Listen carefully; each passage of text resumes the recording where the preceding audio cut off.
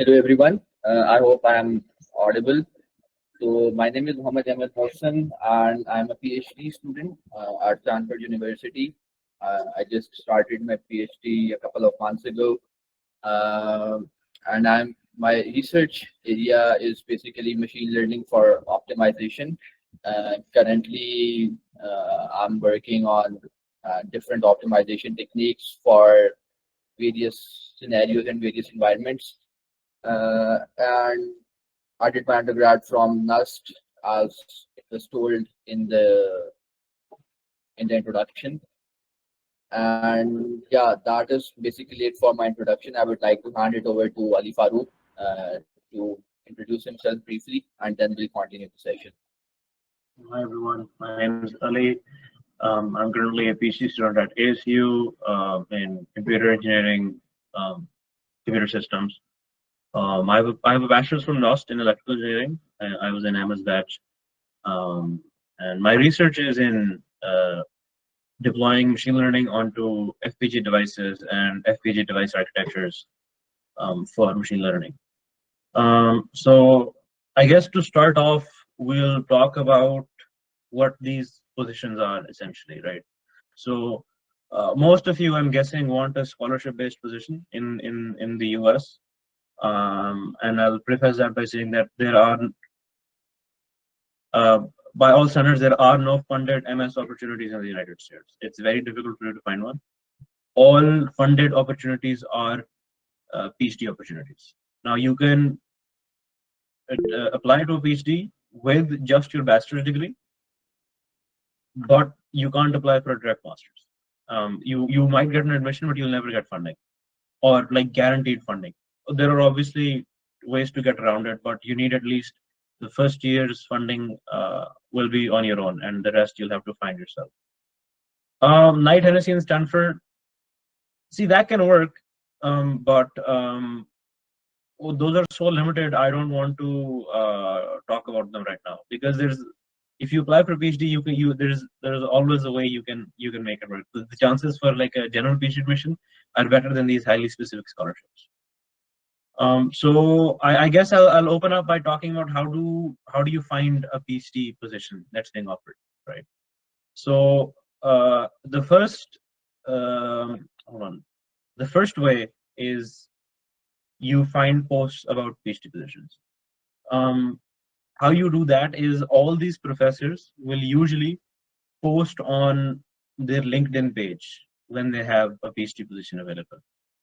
And the technique for finding that is you use the Google search engine. Hold on, I'll share my screen and maybe.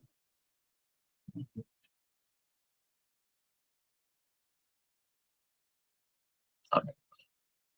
So, how I search for these PhD positions on LinkedIn was you need this modifier to just search these LinkedIn posts. You don't want to just leave LinkedIn because then it will search people's profiles as well. You need to put this hashtag PhD positions or just PhD in these what do you call these in these, and then your keyword is going to be here, right? So and you want to have for like the past year or something. So if you see this post, right? So if I search this, only one post comes up, and if I open this, right? So immediately you'll see that he's looking for PhD students for fall 2025, and then he'll tell you what he wants, what topics he's looking for, and then how to contact him, what exactly he wants to you to share with them. Usually they'll ask for a CV, transcript, research experiences, publications, and your GitHub if you have an active one, right? And the other way to look for these PhD positions is you go through every university you find interesting, or any university you can see where you will be joining, and then you want to look through their labs. So each research lab at a university has their own website, right? And on that website, usually they will have a post or a line saying, "We are looking for PhD students to join us in this semester, so please contact us." And even if they aren't, you want to take note of labs that are of interest to you. So one thing I did was, when I read papers, I would take note of like the principal investigator of whichever lab wrote that paper, and I'd go find them, and if I saw that their work was interesting or I wanted to join them in that work, I would send them an email on that. So I'll get to emails in a bit. Emma, do you want to add anything about finding this position? Yeah, so mostly as Ali stated, to find professors is, I think, the most important thing that you have to do while you are, at it. So you have to go through the Google Scholars of all the professors that you are looking into to see if he's an active researcher currently or not. What is the area of research that he is doing? Does it match to your interest or not? You have to go through the university website because there are many of the professors in your field that you might miss out on. Uh, and the more professors you reach out to, the more surface area you have for your luck. So to to find a professor, I think it's the most frustrating thing as well, because I remember when I used to find professors, I was like, and I don't know where I messed up. Like I couldn't find professors that would relevantly match my research interests, and if they would match, they weren't hiring or they wouldn't reply. But you have to start this process of finding the relevant professors like 3 months before your tentative deadlines of your universities, so that you have enough time to search through all the universities, all the relevant pages, Google Scholars, and you can contact different students through LinkedIn as well to ask them around that, uh, are there any professors in this field that that might be hiring, or uh, they can guide you as well. They can even connect you with their own professors as well. They can forward your CVs as well. There were some students who were Nasrians whom I contacted, and they set up my interview with their professors. Like the interview that I received from New York University was through a LinkedIn message that I sent to a student who was under a different professor doing a PhD. So for to find a professor, you need to you need to reach out as many people as you can. But I would like to point out here that do not randomly spam many professors that aren't your research domain, or they do not belong to your research interest.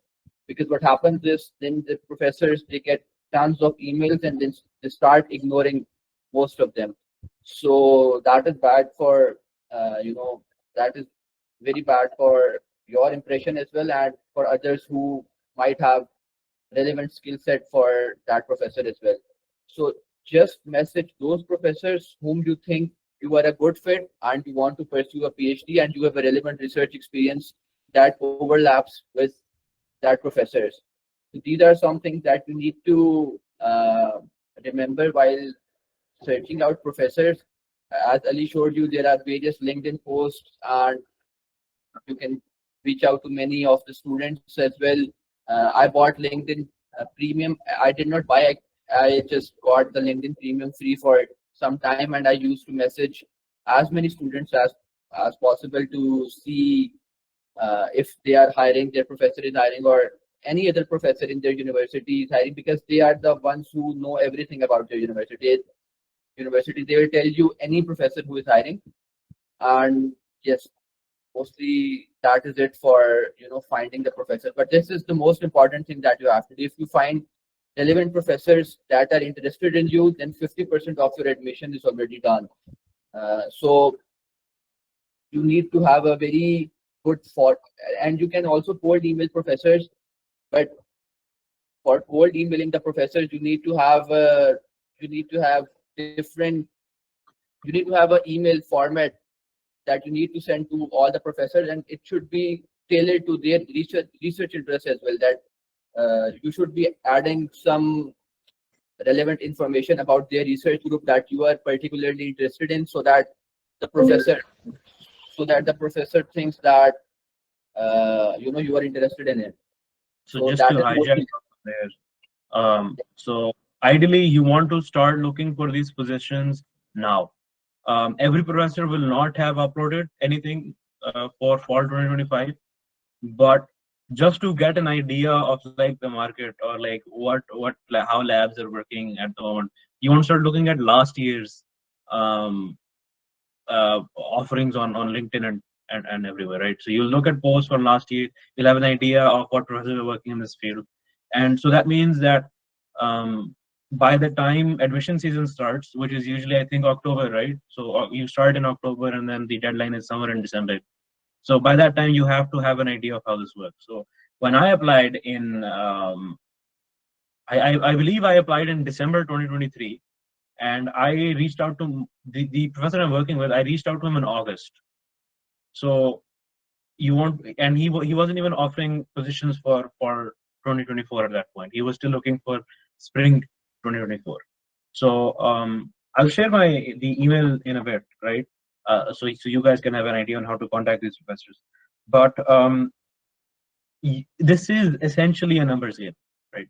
Because these professors are so flooded with emails, about only 5 to 10% of the emails you send out will get a response. And that's very disheartening and it's very tough, right? You'll be sending maybe 50, 60 emails over this season. Some people send nearly 100, they don't get a response back.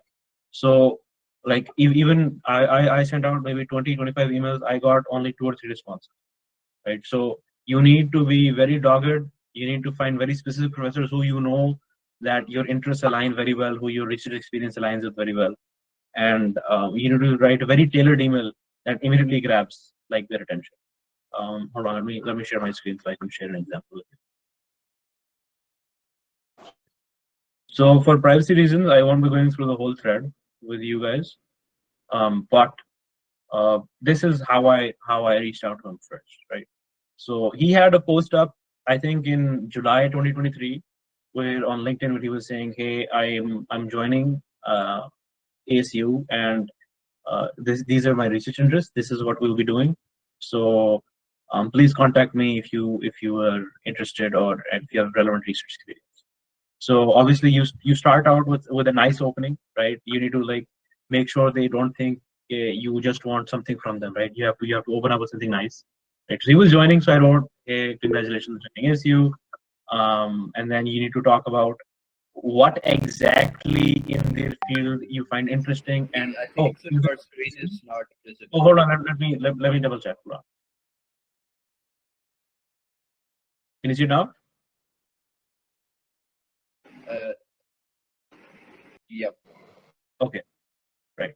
So just to start again, right? So you need to start with like a good opening, right? You need to make sure the person doesn't feel that um, मतलबी आदमी हो बस अपनी position के लिए उससे रब्ता कर रहे हो. Because it's an illusion, right? The whole thing, these professional niceties, these courtesies, you have to follow through.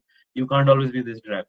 So you start with a very nice opening, right? And then you go to you talk about how your research interests coincide with their research interest, right? And then you talk about uh, what you're doing currently. My You still can't see my screen? It's visible to me. I'm not sure about others. Yeah, We it's can. visible now. Your Okay. screen is visible. All right. All right. So you then mention exactly what your focus is, right? And then you ask them to take a look at your material and then reach out back to you. Now, this isn't the usual way people will tell you to write these emails. I believe the way Ahmed wrote them was he would have like bullet points in bold saying what his publication is, what his GPA is, what his GRE score is, and all that. But for a first contact, I think this is a good one. But this professor, he told me to contact him again later in October, right? So I saw him post again uh, before that, right? And then I reached out to him again afterwards. But because I had already established that link, right? So he responded to me immediately.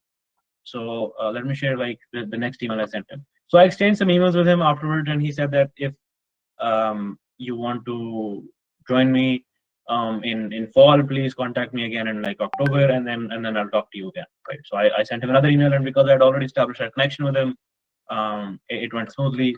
He wanted to interview me immediately. So let me share another one. Hold on, I have another email here, and you have to not get disappointed in uh, in how this works out for you, because it's usually they don't respond usually, and if they do, sometimes it's too late, right? Sometimes they'll reach out to you in January or end of December. So it's tough. It's tough. I won't lie, it is tough. Let me open another email. So this one is, I think, a lot closer to what the final version of my email draft looked like.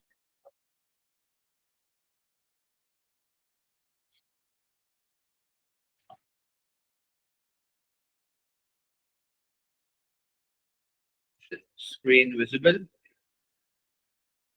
Yes. to. Yeah, you're gonna know. Okay, so this is not my email. Actually, this is my friend's email. Also got into send, but I do not have any emails for now. So I'll be just because he followed the same pattern. So I'll be just showing you uh, how he used to reach out professor. So the title should be very catchy to professors if they want to open your email. This is also just a suggestion or an opinion. You can like not have this title and also get replied back to, so it doesn't matter. But this is what me and my friend we followed. We wrote our CGPA and our research papers, and then in the first paragraph we just gave an introduction about ourselves and uh, what are we pursuing and what is our GPA, and we are looking for a PhD admission at the specific university. Then too long didn't read. Like we used to have some points in our profile to show that this is the venue of our publications, and what are our academics and what is our research experience, like what are you interested in and whether you are relevant to his work or not. So like you need to be very direct. You don't have to write like 3 to 4 to 5 paragraphs in an email to you know because the professor won't read that long email. You have to be very specific about if you want to write about your research, uh, at least for the first email. And then he wrote about in his lab or the work that you have read about him that overlaps with your prior research experience, or that motivates you to do research in that relevant area. So uh, you have to write that in the last paragraph just to catch professor's attention and to let him know that you have read about his work and you are not just spam email. So this was one of the formats that one of my friends used to reach out to professors. So you can follow this as well. So I just wanted to show that uh, this can be followed as well. So I think Ali, you can continue with the next part. Okay. Sure. I think I'll share the format for my resume I had when I applied, right? Um, and who needs some form of research experience. Um, okay, I won't take questions right now. I need to stay focused. So I'll share my resume format that I used to apply. Um, and then you can build yours like this as well. I believe I got this from, I think, the Harvard website. They have a repository of emails of resumes for their students. So this is what I based my resume off of, right? So immediately, this isn't the final version, and this isn't the version I use right now. But this is what I had when I applied to these universities. So your header needs to have your contact details, your LinkedIn at the very top, so whoever's seeing it can see it. You when you So this is it generally, right? Now, usually they'll tell you not to put your high school there, but because I was still in university, didn't have much like professional experience, obviously. Um, in Pakistan, it's very difficult to have professional experience while you're studying. So I kept my high school in there. You have to put your internships down here. You need to put your research experience down here. Whatever projects you worked on, because this again isn't standard, right? People usually don't do this, but you need to put your projects down here and you need to describe what you did. You need to show that you can work with different how to say this, specializations. And once again, I will say I will take questions at the end. I won't respond to anything right now. So you have to put your projects on here, right? And you need to describe them in a way that's impressive. You need to be a little wordy about it, but not too wordy, right? Just a succinct description of what you did and how you did it, right? And any courses or specializations you do, you need to add at the end. Right? Emma, do you have yours available from that time? I'm not sure, but I think so. I have the same format for now as well. Let me just download it and I'll share the screen. It's my current resume, but the format is the same that I used while applying admissions. Just give me a moment. I'll share my screen to show the format. The formatting and like the view of the resume was similar. On top, I had education, but I replaced this with NUS. And then below that, I had research experience. And you do not need to have research experience. You might have some other internship experience as well. Like I used to do research in labs during my summer. So I had some research experience, but that doesn't go for everyone who is applying for PhD. People can have different internship experiences. They can go to industry for like Coca-Cola or like any pharma fertilizers or any place for an internship. But for my part, I because I did research internships in my labs at NUST, so I had research experience here, and the bullet points that I wrote here were very specific to the professors that I was targeting to, so that my CV is relevant to what my research experience is and what my prospective supervisor is looking for. So you have to understand that what kind of work he's interested in and use those words in your CV to make it more tailored to specific professors, to specific universities you are applying to. That does not need to be true. You can make some generic CV and apply it to every professor that you find, but you can do this as well.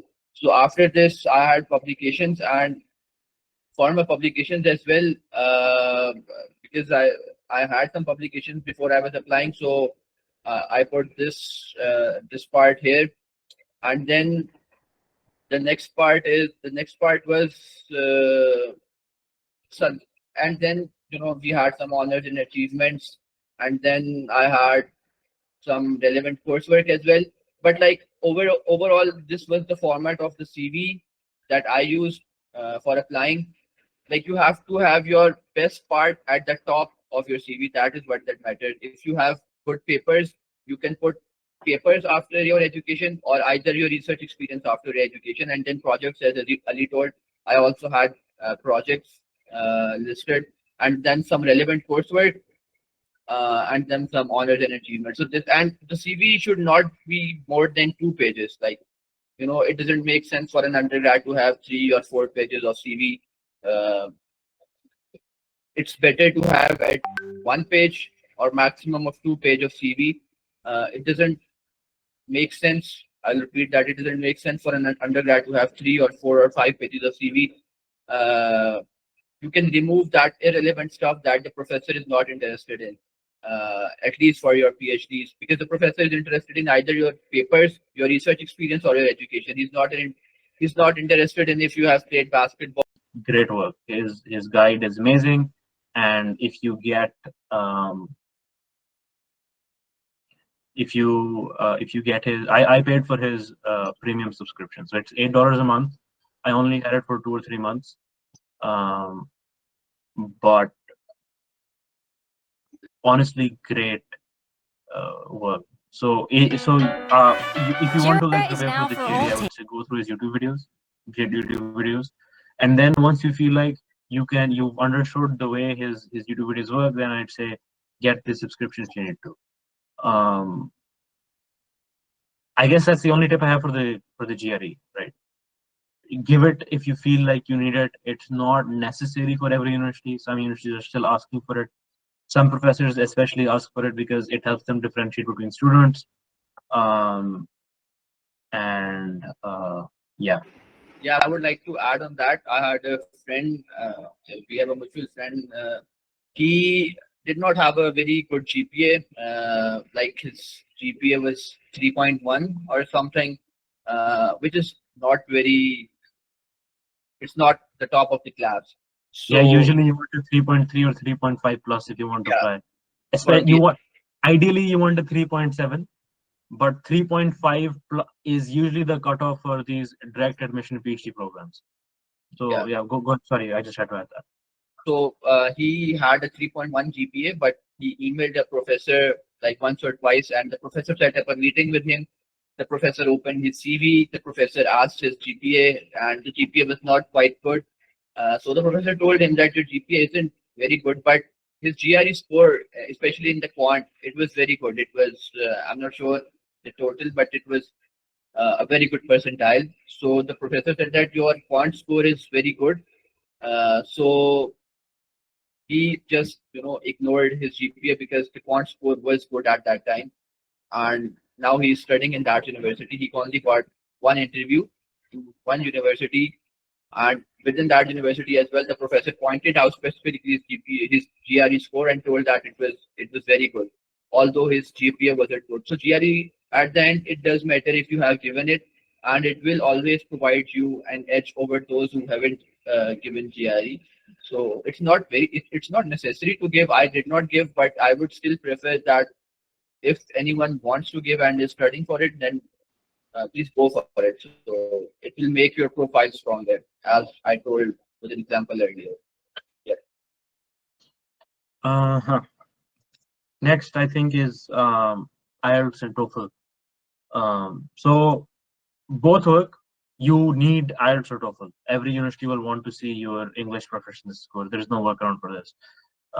They don't accept Pakistani degrees to be English focused. So you need either IELTS or you need TOEFL. I gave the IELTS, but I would recommend the TOEFL because usually when you join these universities, if you want to be a TA, they will have some English speaking requirement, and then they will have a test. So my university has this requirement, but you need either the TOEFL or you need the ASU Speak exam. So I have to be a TA in the fall. I have to give the Speak test. It's just a hassle. So I would recommend give the TOEFL, but I give the IELTS. Um, Evan, do you have any tips for prep? What did you give? Yeah, so I gave TOEFL because Stanford only accepts TOEFL. It does not accept IELTS. But I think so that is the only university in the US that does that, or maybe there will be that I'm not aware of. For TOEFL, I think so. You have a total of 120 marks with 30 marks each section. There is no in-person exam. Like everything you do is on computer. You're speaking, you're listening, you're writing, you're reading. Everything is on computer. You don't have to sit and speak in front of a person or anything. Uh, and for the listening and the reading part are quite easy. That everyone does well. The speaking part is in TOEFL is that you don't have uh, the gap to make a mistake, because if you make a mistake, the computer won't give you another chance to rectify it. Uh, you have to be on point, and for that you need to do practice. So what I used to do was I used to stand in front of the mirror at least 2 to 3 days before the test, and I used to just speak in English with myself to just have good fluency in English, and I should be very vocal and I should be very eloquent while I speak, because my marking will also be done by the computer. Uh, it's only rechecked by the examiner if you go for a rechecking. So you should be very eloquent and you should be very clear.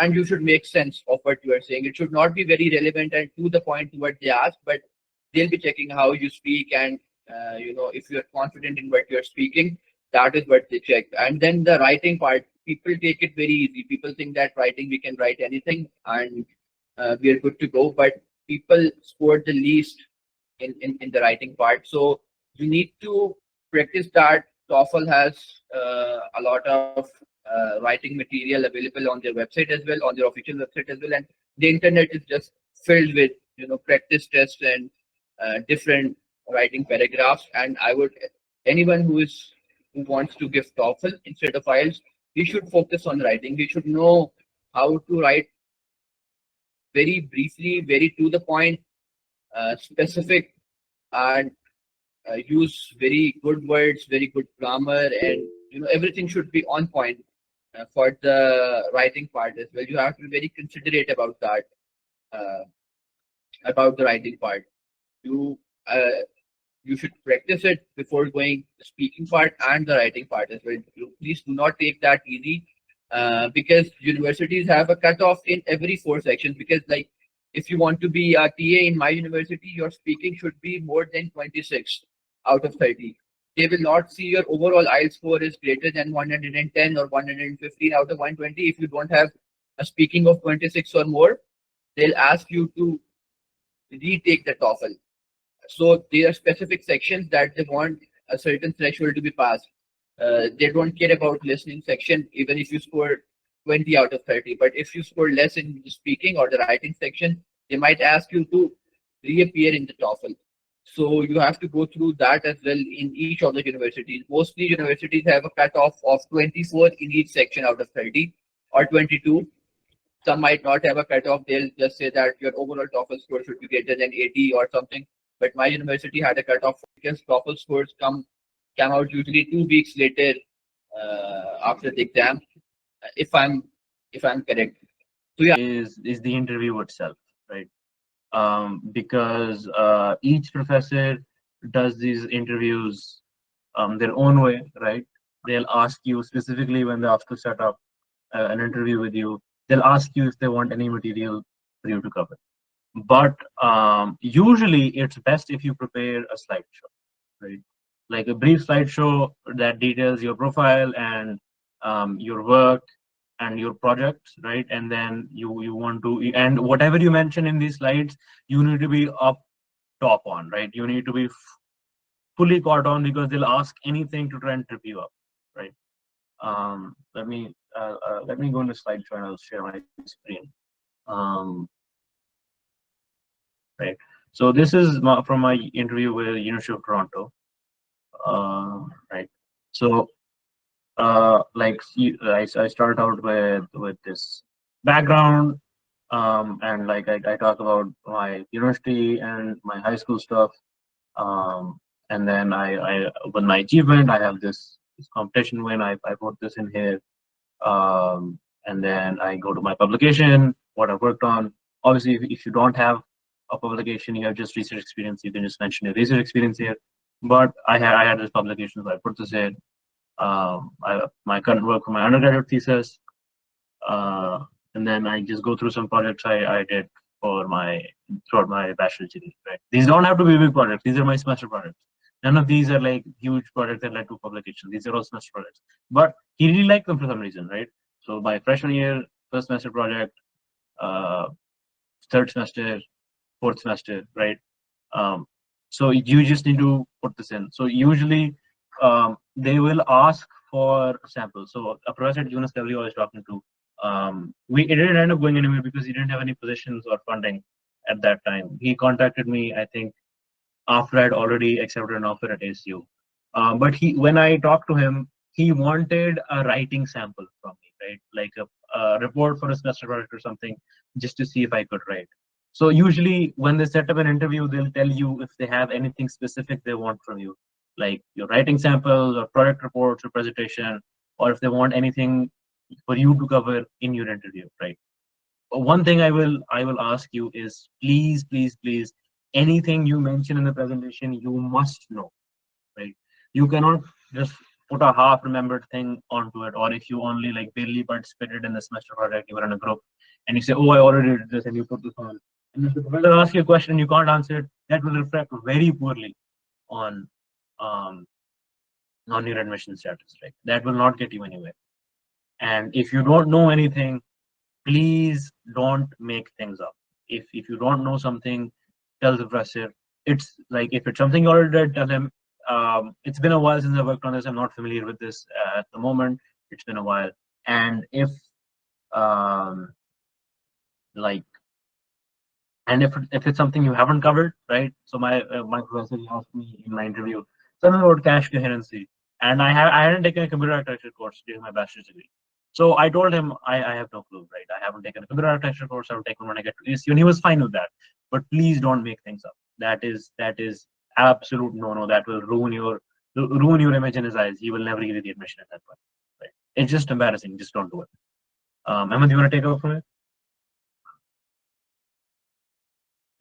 Oh, Yeah. one thing to add. Yeah.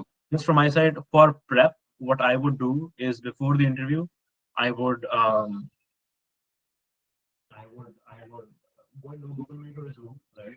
I would start recording it, and I would present the presentation or the slides as if I was presenting to the professor, right? And I'd watch that back again, right? So I would record it and then I would watch it myself. And I know it's like very embarrassing to watch yourself speak. I don't like doing it at all. But you have to go through the flow. You need to watch how you speak and then you need to improve on that. So I prepped I think thrice or two or three times before the interview. So just letting you know the tips I used. So Emma, go ahead. Yeah. So let me share a sample of my friend's slides.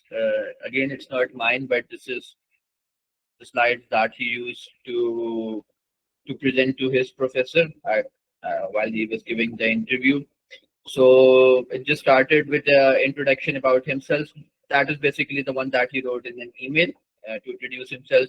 Then he wrote about his research experience or his work experience that he had starting from his first year to his final year or after graduating, which labs he worked on, if he had a job, what job he did, and what were the outcomes of his research. That is what matters the most. It does not need to be a paper, but what you learned from it, you should be able to quantify it, or you should be at least able to tell the other person that this is what you worked on, and this was the outcome of the work that you did. So that outcome is very important because once you are writing the SOP as well, uh, after you mention your research experience, you have to tell that what you learned from it, what you worked on, and what was the outcome of it. It does not need to be a research paper, but at least something that you might quantify or something you might be able to write down in words and tell it to the other person.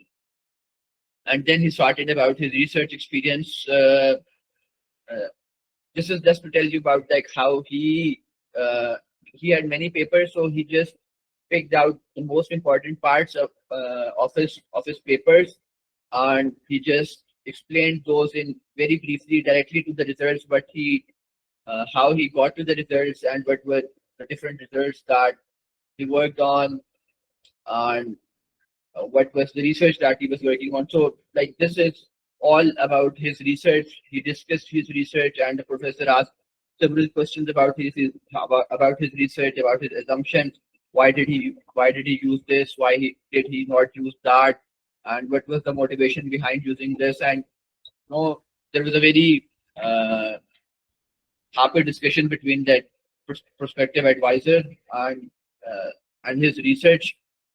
And then again he just showed the results, because that is what the professor was interested in, that what were the results that you got. And then he asked the questions about his results, and this was again an extension of what he was doing. So this is all research experience, or if you don't have any research experience, you can add different projects that you can showcase to the professor, and professor might like any of them. Like, it would click him, and he might understand that you are the policies and how they go with the PhD. Do they have lab meetings? How many other students do they have? And what are they working on? And what do the professors expect from you? And then you can ask them that how many students they are planning to take this year or this quarter or this fall. So, like, these are some questions that you need to engage with your professor during your interview. You need to show him that you want that you are excited to work with him, and you want to and you're excited about the area that he's working on. Uh, and your undergrad research is mostly telling the professor that you're capable of doing research or at least capable of doing independent work if you have projects. That is what your professor is mostly looking for. He's not interested in in the work that you have done, because once you are in the PhD, he'll be expecting a different level of work, a different amount of work, a different direction of work. But this is the basis of telling the professor that yes, you can work as a researcher, you can work on projects, you have creative thinking, and that does not that on the papers do not quantify that. You can have this any project that can demonstrate that, any internship experience that can demonstrate that, anything that can demonstrate the professor that yes, you are able to think, work independently, and because professors want students mostly to work independently, they'll direct you, and then they'll expect an outcome from you. It's not like they'll be sitting and writing the code with you. So that is uh, for the interview experience. I guess if Ali wants to add something, or we can move to the question answer. Yeah, and another thing I'll add is professors are not just looking for like your if you're able to work on it, they're also looking at your personality, right? The way you talk and the way you present yourself and the way you work. Because this isn't just like an admissions interview, this is also like a job interview. You'll be working with him very closely for like the next 4 to 5 years, right? You like maybe there will be days you'll be in contact with him for 5 or 6 times a day, right? You'll be working with other PhD students in his group. He'll ask you to TA his classes, mentor his MS students. So your personality, the way it shows up in this interview is also very important, because your fit in that lab is ultimately the deciding factor, right? So if you have a very good, strong technical profile, but he doesn't like your personality, and someone has I wouldn't say weak, but not as competitive of a technical profile, but he really likes your personality. He thinks you'll be a very good fit and you'll be great to work with. He'll obviously prefer the person with who he thinks will be better fit at his lab, right? So that's also a factor that you need to consider. Obviously, not something you can control, but something to know, something that's good to know. I think at this point, uh, the only thing left is like the personal statement. Because I've already gone through like the entire admissions process at this point. So for your personal statement, yes. Let me pull mine up. Ahmed, you wanna take over from here? I'll try to find my Yeah. statement. Okay. So for the person, I don't have a personal statement currently, but I'll just share how to write a personal statement, at least in my experience. So I just downloaded 4 to 5 publicly available personal statements from MIT. I'm not sure, there were some MIT PhD personal statements, and those personal statements were 2 pages long, and they were very specific to work. Like you don't start with I was born here and then I was raised and then I started playing this and I'm a good swimmer as well. This is not the personal statement a professor is looking for in a PhD. You just give a very brief introduction about yourself in your statement, 1 to 2 lines, maximum three, and then you start to talk about your research or your projects or or the work that you are doing or the work that you are interested uh, in your professor's lab. So what I did was I my first paragraph was about my first research experience in the lab, and my second paragraph was about a paper that I worked on.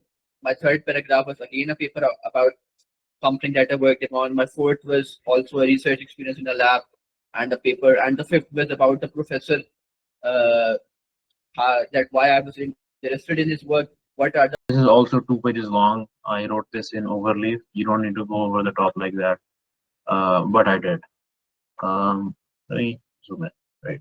So obviously, header at the top, you need your contact details over there. And first paragraph, obviously opening, describe your degree, what your field is, what degree you want to pursue at the university you're applying to. Some more background about your work, your experience, more just fluff over here. To talk about your your internships, your research experience, your any achievements you've had.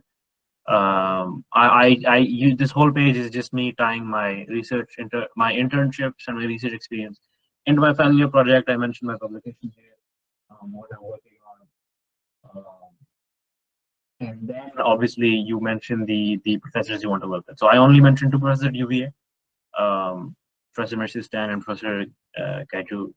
I don't know how to pronounce his name, but Professor Zhang. So these two professors were ones I wanted to work with. I had gone through their papers, right, and I knew which subfield of their not just field, but you need to know the subfield of the professor you want to work with. And I mentioned that I really quoted uh, their papers over here, right? I cited them here. Um, Closing paragraph. Um, this is generally right. So I also got this format from the same place I mentioned, right? Obviously, I did some editing myself, but this is what I used, right? I got an offer from UVA, right? So obviously it works. I believe Ahmed, the UN was similar too, right? I remember reading it. So like for the format and like structure Yeah, the personal statement is the same. yeah, yeah. Um, It's mostly the same. okay. Um, and some universities will ask you for other smaller statements. These can be very annoying to work on. I will tell you that. There will be stuff like your diversity statement or what you bring to the table or like your experiences or stuff like that. And that can be very annoying. Um, I'll try to see if I have anything. Uh, be work easier on be easy on the use of AI, right? It's been, I don't know, 3 or 4 years since ChatGPT came out. Anyone can tell if this is a ChatGPT written piece of work. It's not that hard to identify AI written tones. Please only uh, sparingly use AI, maybe for some formatting or maybe ask it to review it for you, right? That's always a very good option, is to upload your personal statement to an AI tool and say, please review it and like give me tips to improve this, right? That's an acceptable way.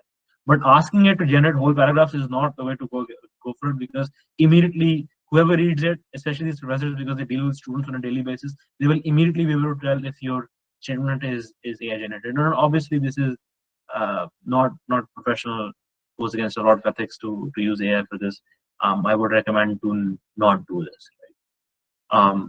So for example, right, so for Canel, I won't be sharing that on my screen, but they asked how do you like sort of like diversity based personal statement, right? How will you how will you contribute and foster an inclusive diverse. That's a very annoying thing to work on, especially if I'm a STEM student. I didn't pay much attention to any of these things during my undergraduate degree. I was focused on my courses and my internships and my research work. I didn't pay attention, but you have to write these, right? So I would recommend think on it. Don't half-ass them, because I'll tell you how a PhD admission works on the other end, right? Your your application goes into the system, right? Each professor goes through the applications and picks students they want to keep, right? And usually, if you've already contacted the professor beforehand, if he's interviewed you before you've applied, they will know your application number. They will ask you for your application number, right? And then they will simply Control F in the list of admissions, and they will pick you out from there. And after that, there is an admissions committee, which is usually professors from that department and some admin people. And they will go over all of these picks that these professors have brought, right? Not everyone makes the cut, right? So no part of your application is irrelevant. Every part of your application is important. Please do not neglect anything, because anything can be the deciding factor in your admissions. And I think that's it. That's the whole admissions process from start to finish. Oh, and if you get an interview with the professor, please ask them for a fee waiver for the application. Applications can get very expensive. Each application can go from $75 to $125. If you have a positive interview experience with the professor, please ask them for a fee waiver. They usually have one or two that they can hand out for admission season. And that's it from my side. Anything you want to add, Ahmed? Yeah, so that is a very good point raised, Pally, to ask the professor that if they can provide you with the waivers, it would be very good financially for you. So, and mostly professors are easygoing, so they'll hand out the waivers to you if they can, of course. Some universities don't allow. University of California will not allow you waiver at any point throughout the application process, but there are some universities that will. So I guess that is all from our side now. You can ask questions one by one, or I'm not sure that we have to read the questions from the chat. Okay, so thank you so much, Ahmed and Ali. You guys can ask your questions by raising your hands, and one by one ask your questions. And I will also read the questions from. Eh, Assalamu alaikum. First of all, thank you so much for this highly informative session. I have a question regarding the SOP. Sir Muhammad Ali mentioned, like you have to be very careful about the use of AI. So I applied for the almost 4 or 5 universities for fall 2024 intake, and I've got into 2 universities. So my question is I used to wonder that the universities actually care about the plagiarism only. They don't care about the AI detection, because if your plagiarism is like zero and AI detection is around 60 to 70%, we are good to go. Is it true?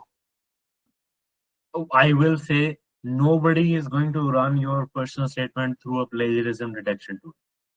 I don't think that's how this works. Mostly it's a tone thing, right? They're not running it through an AI detection tool or a plagiarism software or anything. Um, but these guys do read a lot of personal statements, right? And if you if like because these formats for personal statements are on the internet, right? A lot of people copy them, and if you do copy them, I'm pretty sure they can tell. Obviously, you can make it through. You've just told me. Um, there you there's always there's just a chance, right? You don't want them to have like any negative use of your application. So I would suggest stay away from AI. Don't, and please, it's your personal statement, right? It's about your life. You should, if you're not just you should be able to write about it, right? A PhD is all about doing research. You have to write grants, you have to write papers, articles, all that stuff you have to write, right? So PhD is about writing, and if you can't write about your own life experiences, please reconsider. Is what I'd say, right? Um, yeah. So that's my take on that question. Ahmed, anything from you? Yeah, as Ali stated that, if you cannot write your personal statement yourself, at least the first pass of it, then I think you should reconsider applying to a PhD, because as I stated, it's all about writing Your question. Assalamu alaikum. Um, So I have this question regarding the LTEs.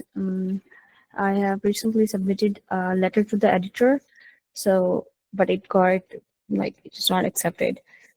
So I want to ask if they have any sort of impact if you don't really have any formal publications in your CV.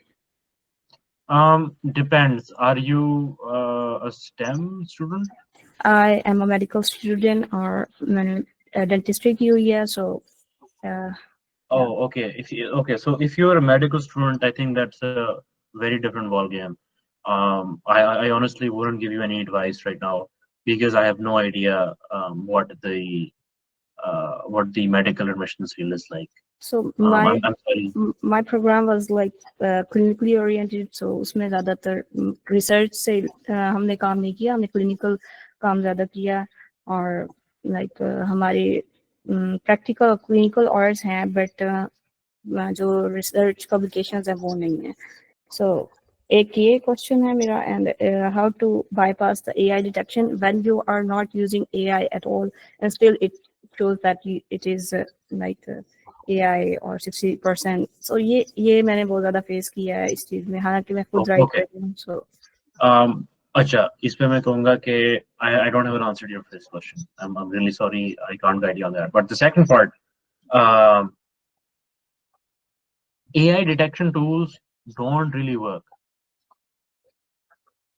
This much I will tell you. The AI detection tools don't really work. There is no watermarking or anything that's going on in AI generation. Um, and what they do note, and no one is running your application or personal statement through plagiarism tool. I'm pretty sure it's just not worth the time. What they will be doing is noting the tone, right? So if the tone is human, it doesn't matter. And don't pay attention to this AI generation score or plagiarism score. These are generally like these are just knowing tools. Nobody likes them, right? Just don't worry about it. But for the first part of your question, I don't have an answer. Emma, do you have any experience with like medical speech recognition? I don't have any experience in the medical field, but if you are working on something and you should be able to mention it in your CV somehow or another. You should be able to add it in your SOP if it's relevant to your program, and if you think it would help you to get an admission, then you should be mentioning it in your SOP or your